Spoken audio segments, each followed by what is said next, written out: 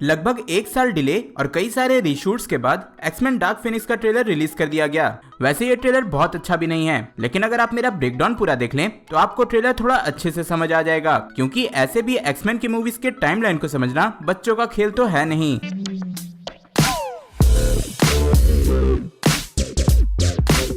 Trailer की शुरुआत होती है एक्स मैंशन के शॉट के साथ, जहां हम एक यंग जीन ग्रे और यंग चार्ल्स जेवियर को देख सकते हैं। अब यहां से इस मूवी का टाइमलाइन रिवील हो जाता है। सबसे पहले प्रोफेसर चार्ल्स के लंबे बालों से हमें ये पता चलता है कि ये स्टोरी 1970s की है, क्योंकि X-Men Days of Future Past में चार्ल्स का लुक ऐसा ही था। उसी के साथ हम यंग जीन को भी देख सकते हैं, जिसका मतलब है कि मूवी में हमें उसकी पूरी ओरिजिन दिखाई जाएगी या फिर उसके बचपन के बहुत सारे फ्लैशबैक के सीन्स। सो मूवी में जीन के बचपन की story X-Men Days of Future Past के बाद के इवेंट्स के होंगे और इसी मूवी से पूरी टाइमलाइन में गड़बड़ी स्टार्ट हुई थी। अब टाइमलाइन का जिक्र हुआ ही है तो ये डिस्कस कर लिया जाए कि मूवी का प्लॉट किस साल का होगा। तो 1970s में जीन बच्ची थी एंड 1980s में वो एपोकलिप्स से पंगे ले रही थी एंड कुछ रिपोर्ट्स के अकॉर्डिंग इस मूवी की स्टोरी एक्समैन एपोकलिप्स के 10 साल बाद की होगी, यानी 1990s की। फन फैक्ट, कैप्टन मार्वल की स्टोरी भी 1990s की ही होने वाली है। अब आगे बढ़ते हैं ट्रेलर की तरफ। तो आगे हमें जीन ग्रे के कुछ क्लोजअप शॉट्स दिखते हैं, लेकिन यहाँ इंटरेस्टिंग है बैकग्राउंड में बज रहा गाना दिस इज द एंड, यानी कि ये अंत है। तो मोस्ट प्रोबेबली यहाँ एक्समैन की स्टोरी को खत्म किया जाएगा या फिर फॉक्स ने जानबूझकर ये सॉन्ग डाला है, क्योंकि डिज्नी फॉक्स डील कंप्लीट होने से पहले ये उनके एक्समैन फ्रेंचाइज की लास्ट मूवी हो सकती है। अब नेक्स्ट शॉट में जीन ग्रे को किसी लैब में जाते देखते हैं, जहां हैंक मैकॉय यानी कि बीस्ट उस पे स्टडी कर रहा है और बैकग्राउंड में मिस्टिक और जेवियर के डायलॉग से हमें ये पता चलता है कि चार्ल्स जेवियर ने जीन के साथ कुछ किया था। वो बोलता है कि ऐसा करना जरूरी था उसे स्टेबल रखने के लिए और उसे प्रोटेक्ट करने के लिए, और यहाँ वो फिनिक्स फोर्स की बात कर रहा है। अब जिन्हें फिनिक्स फोर्स के बारे में नहीं पता उनके लिए मैं बता दूं कि कॉमिक्स में फिनिक्स फोर्स एक एंटिटी है जो कि किसी को भी पजेस कर सकती है, फिर धीरे धीरे उसे वो कंट्रोल कर लेती है। लेकिन मूवी में हमें ऐसा दिखाया गया है कि फिनिक्स फोर्स जीन के अंदर का ही एक पावर है जिसे वो कंट्रोल नहीं कर पाती। अब इस मूवी में वो किस स्टोरी को फॉलो करेंगे ये मूवी आने पर पता चलेगा। वैसे वो अपने पावर्स को कंट्रोल नहीं कर सकती, ये हमें इस शॉट में ही दिख जाता है, जहां उसकी वजह से उसके पेरेंट्स एक्सीडेंट में मारे जाते हैं और यहाँ वो अपने आप को बचा लेती है। देन हमें पहला शॉट मिलता है जेनिफर लॉरेंस के मिस्टिक का, जो कि कॉमिक्स से अपने क्लासिक एक्समैन कॉस्ट्यूम में है और यहाँ जेवियर के बाल भी जा चुके हैं, जिससे कि कंफर्म हो जाता है कि मूवी की स्टोरी एक्समैन एपोकलिप्स के बाद की है। उसके बाद हमें दिखाया जाता है ये आइलैंड, जो कि आप माने या ना माने कोई इंडियन आइलैंड है। अब क्यों, इसका जवाब मैं आगे देता हूँ।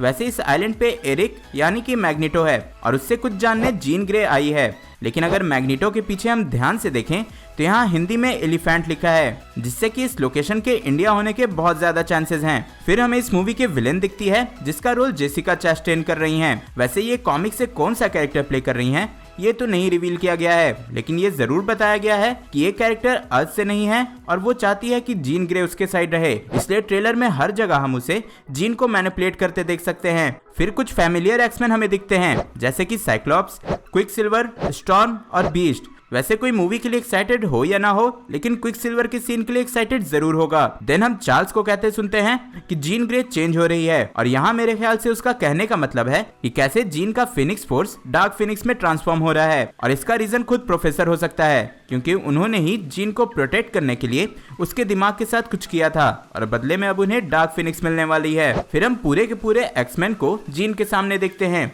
और यहाँ भी वो कॉमिक से अपना क्लासिक येलो ब्लैक सूट पहने हैं। एंड देन ट्रेलर में हमें पहली बार जीन को अपना पावर यूज करते दिखाया जाता है, लेकिन ये पावर इसके फिनिक्स फोर्स के आगे कुछ भी नहीं है। और फिर मिलता है ट्रेलर का सबसे इंटरेस्टिंग शॉट, जहां हम एक्समैन के शिप ब्लैक बर्ड को स्पेस में देखते हैं, जिससे कि ऐसा लगता है कि मूवी में स्पेस एडवेंचर भी मिलने वाला है और इससे ये भी प्रूव होता है कि मूवी के विलन सच में अर्थ से नहीं है। आगे हमें एक धमाका दिखाया जाता है और साइक्लोप्स बोलता है कि जीन ने अपना कंट्रोल जरूर खो दिया है, लेकिन अब भी वो उनकी दोस्त है, जिससे कि ऐसा गेस किया जा सकता है कि जीन की पावर्स की वजह से एक्समैन के किसी मेंबर की डेथ हुई है। आगे भी हम बीस्ट को चार्ल्स से कहते सुनते हैं कि ये सब उसकी गलती है। फिर हमें फिनिक्स फोर्स का पहला लुक मिलता है, वो भी स्पेस में, और इसके पावर्स का अंदाजा आप इसी से लगा सकते हैं कि स्पेस में हो रहे इस इवेंट को चार्ल्स जेवियर अपने सेरेब्रो में भी फील कर पा रहे हैं, या फिर वो अपने टेलीकाइनेसिस से उसे कंट्रोल करने की कोशिश कर रहे हैं। आगे हम मैग्नेटो को चार्ल्स के सामने देखते हैं और यहाँ इंटरेस्टिंग ये है कि बीस्ट ने अपना साइड बदल लिया है और वो अब मैग्नेटो के साथ है। इसके बाद भी हमें कई इंटरेस्टिंग शॉट्स दिखते हैं जिसमें बेसिकली सब